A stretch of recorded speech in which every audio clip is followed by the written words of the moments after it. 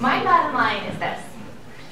If there's nothing to hide, let's go out and show everyone what's going on. If we don't have the information, how the heck was $32 million paid? All right? And now we're up to 72 being allocated. Before we go ahead and do the rest, if there are enough questions, if they have 4 agencies, today the federal government is involved also.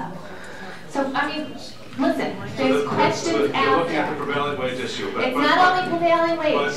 It's not. Again, you made an allegation, the numbers are matching up, and now you're telling us there's some unnamed person, some agency has told this. We need to know what who I'm that telling you so is we can that follow up on information. we should get a copy of the worksheets, and we should get a copy of the invoices, and you and I can sit there. We should look at this stuff. That's what The the controller controller's doing, which you should be doing. and he hasn't done it.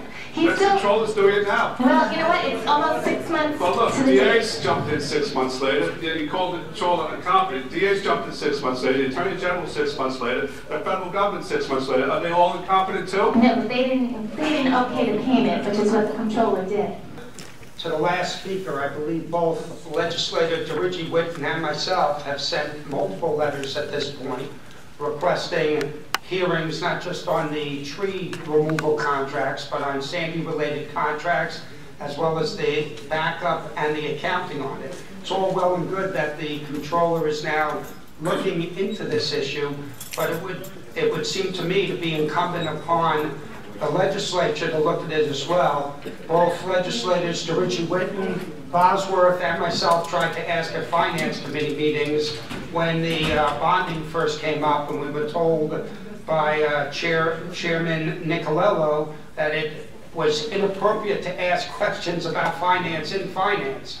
So it seems to me that we should have a legislative hearing and do our homework to make sure that the money is being spent appropriately, that the work that should get done is getting done, and that there's backup. So we're not, I'm getting complaints at the sewage treatment plants that we're belated in payments.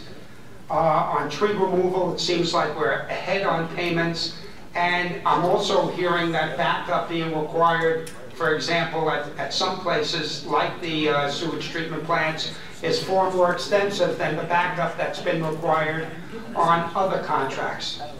So, given that Mr. Astuni and Mr. McCoy are yelling and screaming, I think I struck a nerve. No, you didn't strike any nerve. Excuse me, Mr. Denenberg. Your letter was addressed. I did send you a response.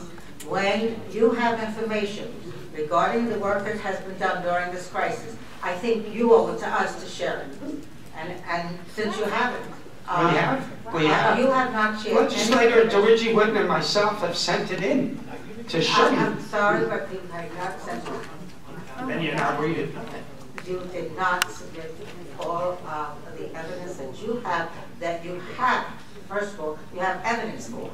But the evidence, first of all, the evidence starts with the backup that existed at the time that the items were even being called, that in a bipartisan way, we approved bonding for responsive action under Sandy twice, 90 million and then 190 million or 195 million.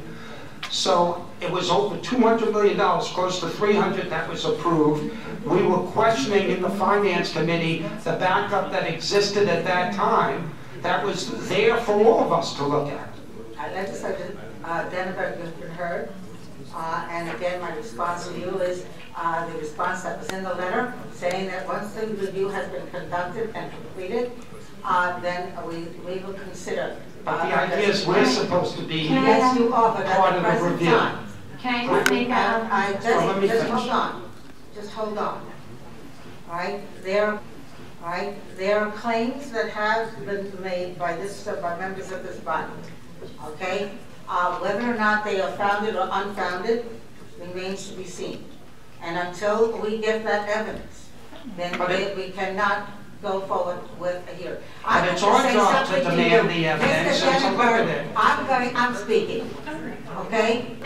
The whole idea of having a hearing, I am upset about this because I really think this has to do with environmental issues. It does have, but what it really has to do with is protecting our citizens' money so that money can be used correctly.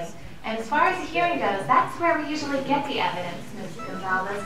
I've never been into a hearing where I've had to bring all the evidence with me. What is the point? I mean, I would be happy to partake in helping you, but we should really be getting the evidence from the people who have been signing out these $32 million to date. And I understand that they say they're premature. I really hate hearing that because I think it makes us look incompetent. It's almost 6 months. April 29th will be 6 months after David Storm. If we haven't started the investigation until a couple weeks ago, not only are we premature, but we are incompetent. This is ridiculous. That's our excuse for not having a hearing, that we didn't start looking into anything. To ask for the names of the subcontractors 4 months later, after giving the biggest contract this county really has been given, it's just so negligent, and it's really, in my opinion, we're not doing our job. On the Finance Committee, the fact that this has not been before the Finance Committee is truly amazing too. And again, Denise, I have Bayville, I was there pulling garbage out, people. I saw the loss, I saw the devastation, but for me to say that it's all right for your taxpayer money to go to waste because we're busy with other stuff is a total, it's not representing our people. Thank you.